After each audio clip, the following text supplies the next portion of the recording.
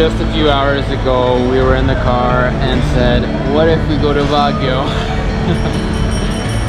So that's where we are right now. We just drove to Baguio.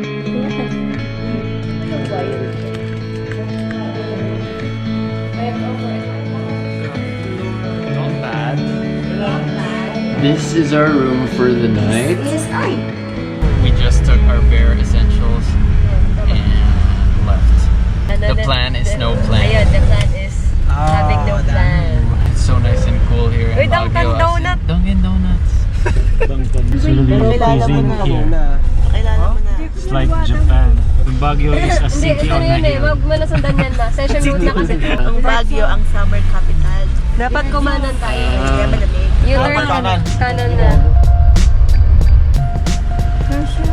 Hindi ma. Hindi ma. Dito. Pasok ko dyan? Streets are pretty confusing here. They're all one way. We found parking. Ano? This is what spontaneous trip looks like. We just have to walk around.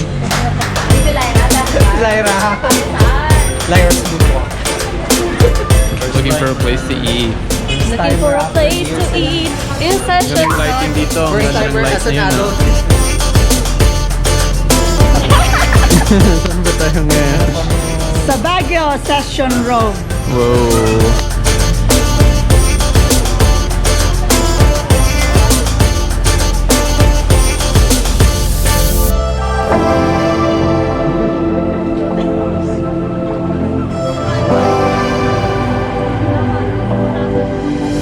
This is Session Road. Apparently this is one of the more famous roads here. There's a lot of shops and restaurants. The Remigio crossing.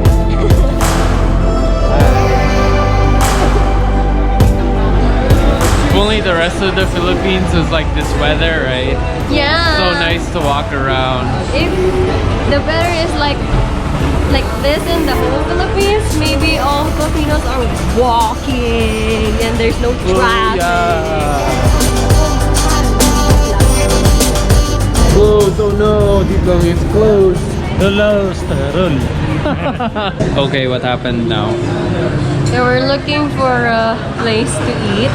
It's the time now is 10 something p.m.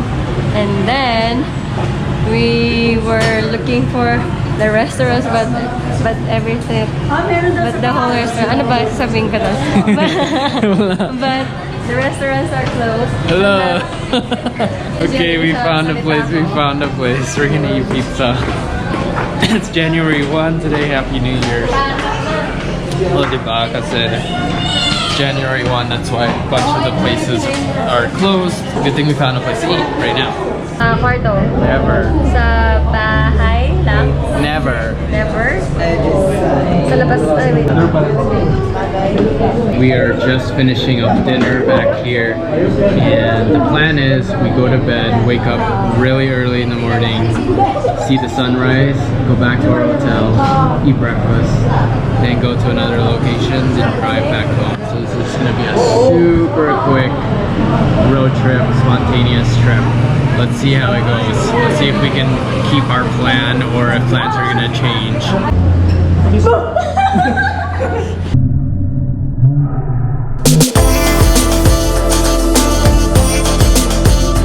This is the night market. We're just walking around before we head back to the hotel and go to bed. It's pretty nice because in Manila it's so hot when you go to a market like this. So here it's so nice and chill. People are just walking around and they're not mad because of the heat. So it's very calm. It's nice actually. Yan lang. Yan lang.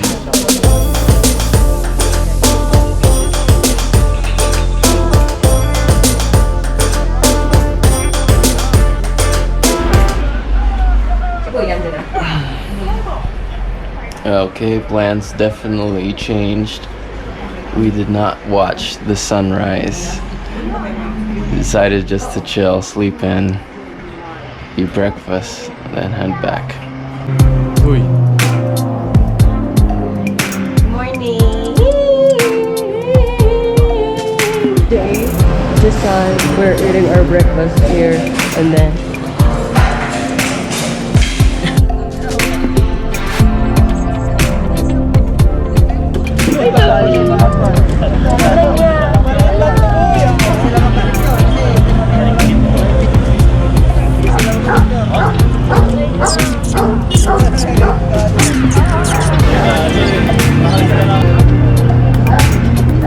So this is what happens on spontaneous adventures. Plans kind of go out the door. We didn't wake up for sunrise, but it's okay. We decided to sleep in, relax. And now we're just gonna take some photos in the pine trees. oh, strawberry taho. Strawberry taho, yummy, yummy, yummy.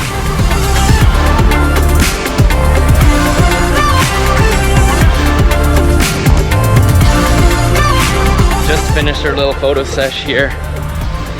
Going to another location. I don't know if this is true or not, but I heard that all the pine trees here in Baguio were planted, so they're not naturally here. So. Hello, doggy.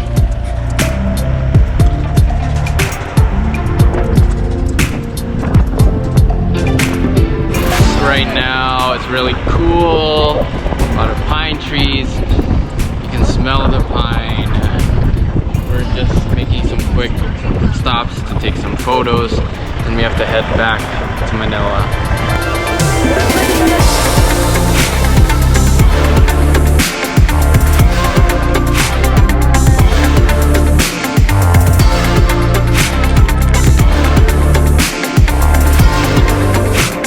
This is the manor. Don't really know what's special about it, but it is really nice. Ano mong special dito? Ganda lang. The manor is the hotel, one of the expensive maybe here. Expensive hotel. So expensive hotel here in Baguio. But Let's it's photo tayo. worth it. So we're just here for photo shoot. We're just here to take photos because it's so nice. Diba? And the whole area is made of wood except the floor. Ooh, Yeah. it's all wood.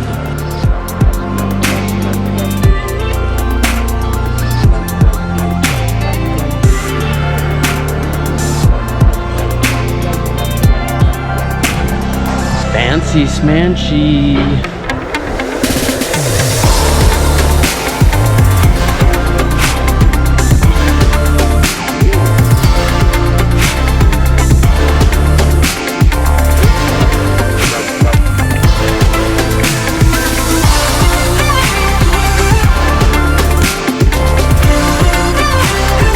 I feel like in the future I want to come to Baguio, do some editing for like a week, and then go back to Manila. I feel like it's such a nice place to just come and chill.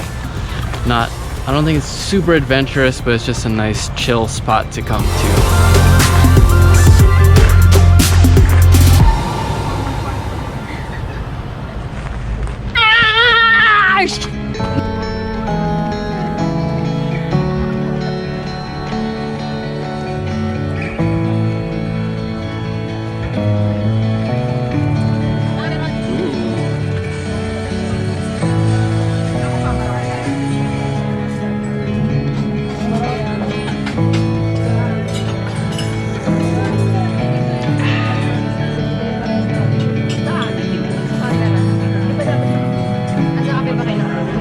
This is SM Baguio. We're looking off the edge of the thingy. There's Baguio and my face at the same time. And there's Henna's face at the same We time. don't have energy because we drank chocolate. So We just drank hot chocolate. Too much sugar rush, maybe. We've hit some Baguio traffic.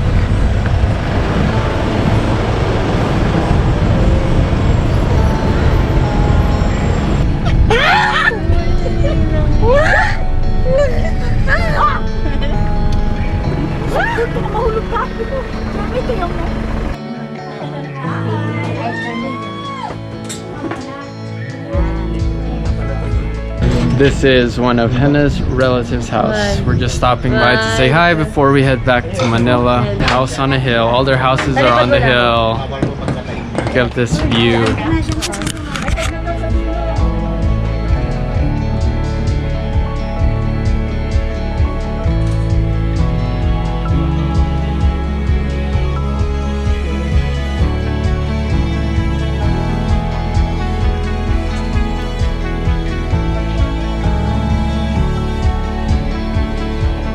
like Baguio is a city on the hills, on the mountains.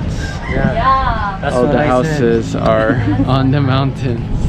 Paggabi nga po, madalas tawag dito yung pag may nagsushooting, ang liwanag dyan. Ayun yung haunted They do a hotel. lot of movie shooting and stuff here, up on the hill.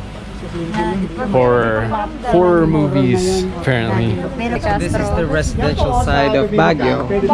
Literally, city on a hill. These two. City on a hill.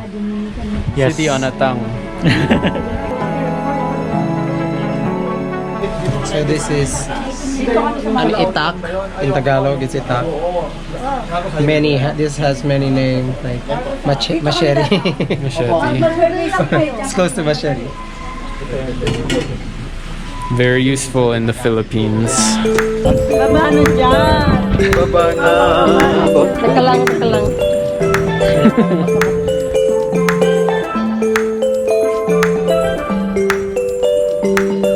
Careful.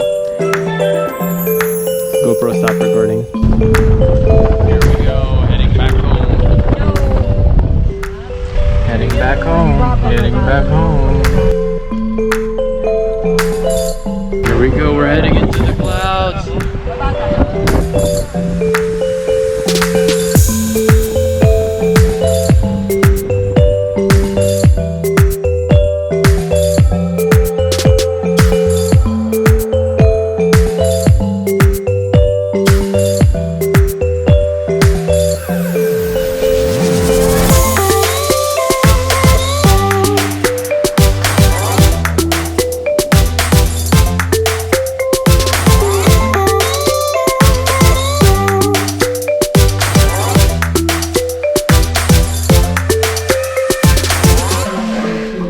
And just like that, we're back.